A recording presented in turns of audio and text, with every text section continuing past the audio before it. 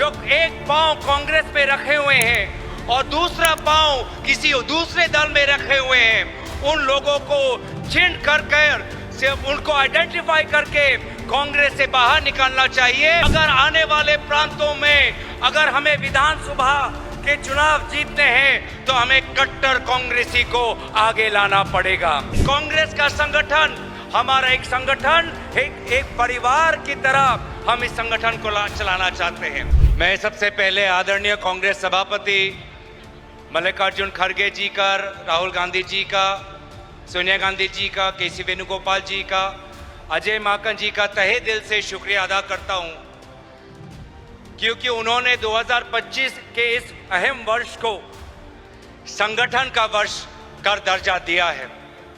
और एक कार्यकर्ता होने के नाते आज इन्होंने संगठन को जो तवज्जो दी है, जो महत्व दिया है, मैं तहे दिल से मैं इन सभी नेताओं का शुक्रिया अदा करता हूं। हाल में ही दिल्ली में 4 दिन के कार्यकाल में पूरे भारत के विभिन्न प्रांतों से आए हुए सभी जिला अध्यक्षों को आदरणीय खड़गे जी ने संबोधित किया, आदरणीय राहुल गांधी जी ने संबोधित किया। जो एक जिला अध्यक्ष को आज जो इन्होंने सम्मान दिया है, मैं जिला अध्यक्षों की तरफ से मैं राहुल गांधी जी, आदरणीय खड़गे जी और केसी वेणुगोपाल जी का तहे दिल से मैं धन्यवाद और शुक्रिया अदा करता हूं। लेकिन साथ ही साथ सभी को याद दिलाना चाहता हूं कि आदरणीय राहुल गांधी जी जब गुजरात आए तो उन्होंने एक बहुत ही महत्वपूर्ण बात कही।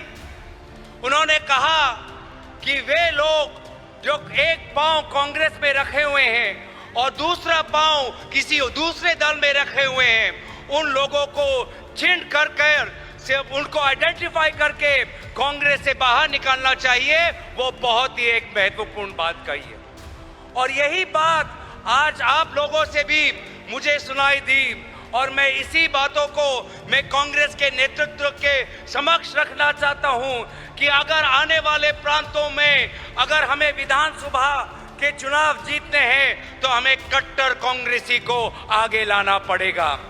वो कट्टर कांग्रेसी जिसने पुलिस की लाठी खाई हो लेकिन आज भी कांग्रेस कर रहा है, वो कट्टर कांग्रेसी जिसको धमकाया गया हो, डराया गया हो, बहुत लुभाया गया हो, लेकिन आज भी वो कांग्रेस कर रहा है, हमें उस कट्टर कांग्रेसी को आगे लेना होगा।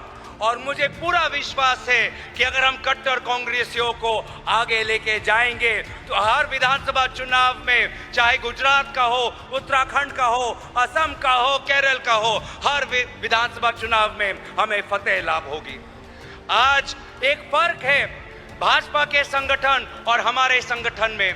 भाजपा अपनी संगठन एक प्राइवेट लिमिटेड कंपनी की तरह चलाती है, यही बात एक नेत्री ने यहाँ पे की।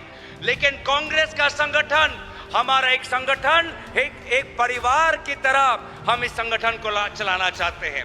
और इसीलिए संगठन के साथ साथ मैं विनम्र अनुरोध करूंगा कि हमें अपने हर प्रांतों के कांग्रेस के नेताओं और कांग्रेस के कार्यकर्ताओं के साथ एक पारिवारिक रिश्ता बनाना पड़ेगा। हमारा कांग्रेस का कार्यकर्ता कुछ नहीं चाहता, अगर आपने उसके पीठ पे हाथ रख दिया तो वो 1 महीने वो जेल के अंदर रखने की ताकत उसमें है। हमारा कांग्रेस का कार्यकर्ता ज्यादा कुछ नहीं मांगता, अगर आपने उसको फोन करके पूछा कि आपका हाल चाल कैसा है तो वो गर्मी में भी कांग्रेस का तिरंगा लहराते रहेगा। इसीलिए मैं चाहता हूं कि भले ही हम कांग्रेस को सांगठनिक रूप से और ताकतवर करना चाहते हैं, लेकिन हम एक परिवार हैं, उस परिवार के उस मूल्यों को हमें कभी भूलना नहीं चाहिए। कांग्रेस की संस्कृति क्या है? हमारी ये संस्कृति है कि हम गर्व से जय हिंद बोलते हैं और तेलंगाना में जाकर जय तेलंगाना भी बोलते हैं। कांग्रेस की संस्कृति ये है कि हम गर्व से जय हिंद बोलते हैं और पश्चिम बंगाल में जाकर जय बांग्ला भी बोलते हैं।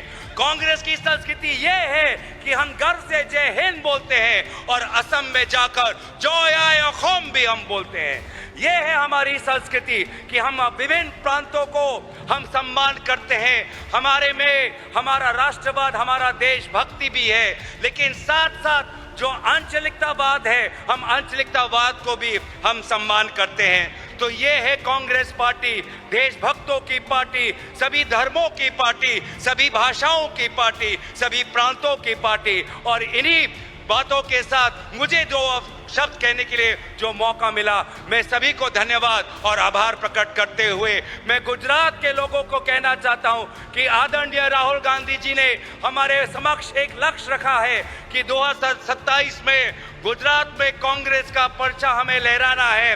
मैं गुजरात के लोगों को कहना चाहूंगा, गुजरात के कांग्रेस वालों, आप अकेले नहीं हो। जब गुजरात का निर्वाचन आएगा, पूरी कांग्रेस पार्टी आपके साथ कंधा से कंधा में चलकर हम लड़ेंगे और हम जीतेंगे। धन्यवाद, शुक्रिया। जय हिंद, जय कांग्रेस।